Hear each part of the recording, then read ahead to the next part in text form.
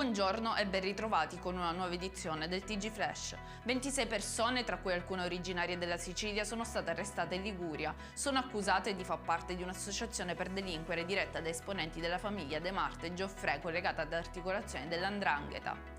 A Palermo si indaga sulla morte di Gabriele, il tredicenne si sarebbe tolto la vita perché vittima dei bulli. Questa è l'ipotesi su cui indagano gli inquirenti.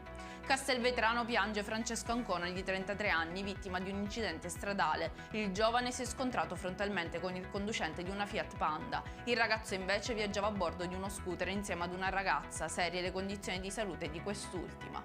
Sarebbe morta soffocata da un rigurgito una piccola neonata di appena 2 mesi. La tragedia ha avuto luogo ieri a Siculania, siamo nell'Agrigentino. La procura di Agrigento ha disposto il sequestro della salma della bambina e ha aperto un fascicolo d'indagine, disposta per le prossime ore l'autopsia.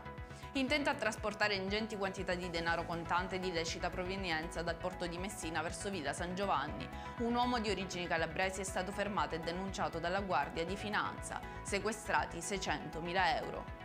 Per questa edizione è tutto, il prossimo appuntamento questa sera alle ore 19:30. Arrivederci!